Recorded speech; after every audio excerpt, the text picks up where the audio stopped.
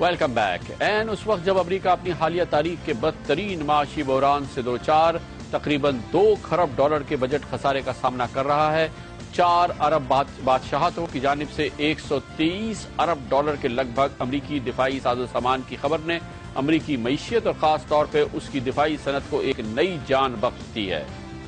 برطانوی اخبار financial Times کے مطابق سعودی عرب، متحدہ عرب امارات، عمان، کویت اس مفروضے پر اپنی تاریخ کی سب سے بڑی خریداری کر رہے ہیں کہ کل ان بادشاہتوں پر ایران حملہ آور ہو سکتا ہے۔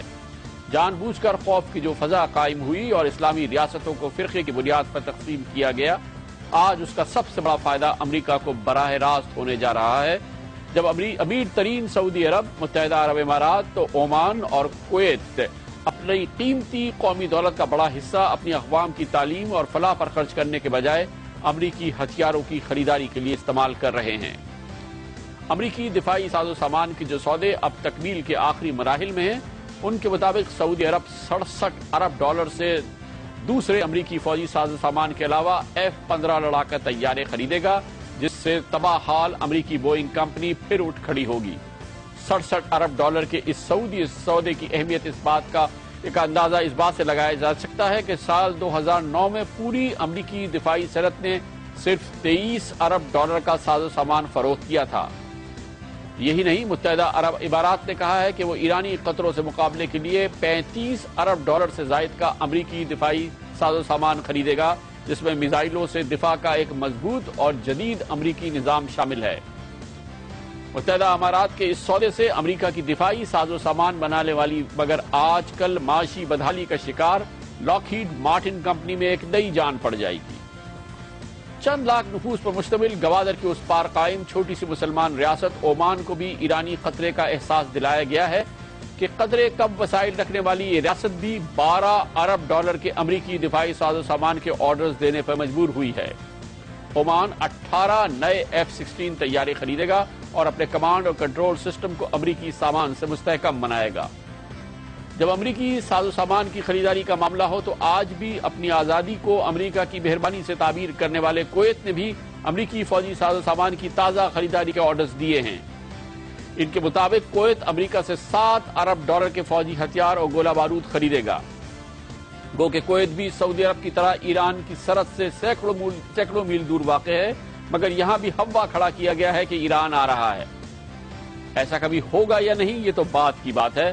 جو ہوگا وہ یہ کہ مسلمان ممالک کی جانب سے $123 ارب کے امریکی معیشت میں پہنچنے سے امریکی نظام پر قائم اعصاب شکن دباؤ کم ہوگا، امریکہ میں ملازمتیں قائم رہیں گی، اور سب سے بڑھ کر یہ کہ امریکہ کو اربوں ڈالر کما کر دینے والی یعنی کہ سونے کا انڈا دینے والی یہ دفاعی ساز و سامان کی فیکٹریاں دیوالیہ نہیں ہوں گی، اور مستقبل میں بھی امریکیوں کے پیٹ بھرتی اور امیر ترین اسلامی ریاستوں کے خزانوں کا پیٹ خالی کرتی رہیں گی۔ امریکہ کی معیشت میں مسلمان ممالک کا یہ کنٹریبیوشن ہے۔ $123 ارب کی ریکارڈ دفاعی ساز و سامان کی خریداری کریں گے سعودی عرب، کویت، عمان اور متحدہ عرب امارات۔ اس اہم موضوع پر بات کریں گے اور اس کے لیے ہمارے ساتھ موجود ہے خارجہ امور کے ممتاز تجزیہ کار اور پاکستان کے سابق سفیر جناب ظفر ہلالی۔ بہت بہت شکریہ ہلالی صاحب۔ ایسے ماحول کے اندر جبکہ معیشت کا برا حال ہے، 4 بڑی اسلامی ممالک کی جانب سے $123 ارب کے دفاعی ساز و سامان کی خریداری، آپ کے خیال میں کیا واقعی ایران کا خطرہ اتنا بڑا ہے کہ یہ 4 ممالک $123 ارب امریکی معیشت کو اور اس کی دفاعی صنعت کو کھڑا رکھنے کے لیے صرف کر دیں؟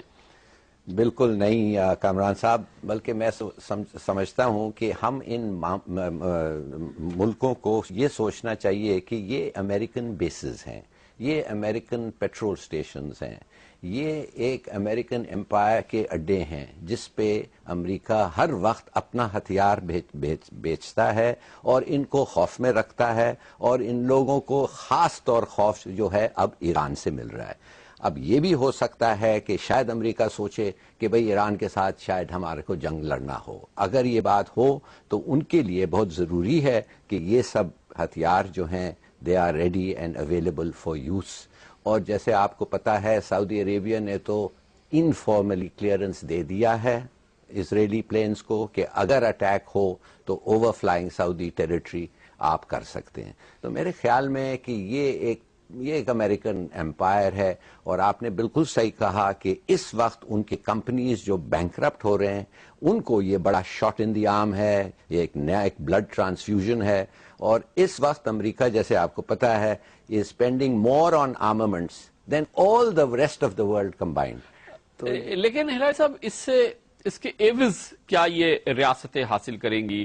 اس کے ایوز 123 ارب روپے یہ دیں گے, تو آفٹر آل کچھ تو انہوں نے سوچا ہوگا کہ اس کے ایوز ہمیں ملنے والا کیا ہے. جی بھائی, ان کی بادشاہت قائم رہے گی کامران صاحب. جیسے آپ کو پتا ہے کویت کو انہوں نے بچایا, کسی کی ہمت نہیں ہوتی ہے کہ ہاتھ اٹھائیں ان کے خلاف, اگر اٹھائیں تو امریکہ از دیر, اور خاص طور سعودی عربیہ پہ.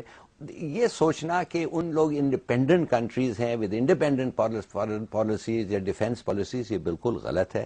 یہ ایک part of the American system ہے مڈل ایسٹ میں, اور میرے خیال میں امریکہ نے اب واضح کر دیا ہے یہ ہتھیار بیچ کے. حالانکہ اسرائیل سے کچھ آبجیکشنز آئے تھے کہ اتنے F-15 جو آپ دے رہے ہیں اگر خدا نخواستہ یہ ہمارے خلاف استعمال کریں تو پھر کیا ہوگا. تو یہ امریکہ کا مفاد ہوتا کیا ہے؟ امریکہ کے اصول, درخشاں اصول تو یہ ہیں کہ جمہوریت کا فروغ ہو اور انسانی حقوق کا فروغ ہو. کہا یہ جاتا ہے اور پھر تحفظ بادشاہتوں کو اور سلطنتوں کو فراہم کیا جاتا ہے. تو ہم کون سا امریکہ مانے؟ اصل امریکہ کی شکل کون سی ہے, جو ہمیں ہالبروک دکھاتا ہے یا وہ جو ہمیں یہاں نظر آ رہی ہے؟ میرے خیال میں آپ وہ دیکھ لیں امریکہ کے کیا ارادے ہیں افغانستان میں. کارزائی کو انہوں نے سپورٹ کیا, خود کہتے ہیں کہ وہ ایک رگڈ الیکشن کا نتیجہ ہے, خود کہتے ہیں کہ وہ کرپٹ ہے. ہر لحاظ سے وہ آدمی جو ہے he is not the answer to Afghanistan, مگر دیکھیے ابھی تک وہ سپورٹ کر رہے ہیں. حالانکہ اوباما نے خود کہا کہ میں اس سے نہیں چاہتا.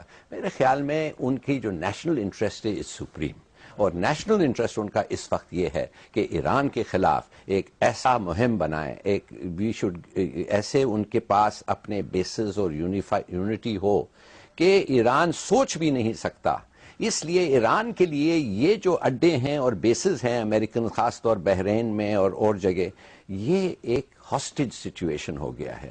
یہ کیسے ہو گیا ہے کہ ایران تو امریکہ کو تو نہیں سٹرائک کر سکتا, مگر اگر انہوں نے حملہ کیا ایران پہ تو these are the first places جب ایران سوچ سکتا ہے کہ ان کا بدلہ لیں جو انہوں نے سٹرائک کیا ہے. بہت بہت شکریہ جناب ظفر ہلالی ہمارے ساتھ تھے. اس کے ساتھ ہی ہمارے آج کے پروگرام کا اختتام ہوتا ہے. کل آپ سے پھر ملاقات ہوگی. اس دوران کوئی کامنٹ, تبصرہ یا نئی معلومات بھیجنا چاہیں ضرور لکھیے. ہمارا ای میل ایڈریس ہے aaj@geo.tv. کل تک کے لیے کامران خان کو اجازت. اللہ حافظ ناصر.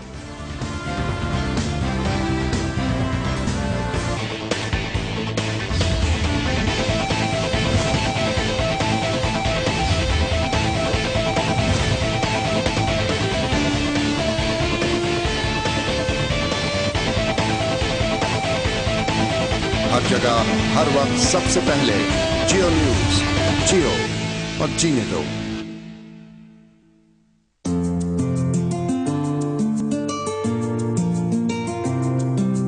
پھر سے جیو, پھر سے جیو,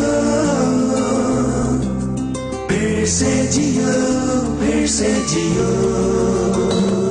اپنی خوشی کی دو چار چھینٹیں, اپنی ہنسی کی دو چار بوندیں کر دے نچھاور اپنے وطن پر, اپنے وطن کے پھولوں کی خوشبو آ سمیٹے.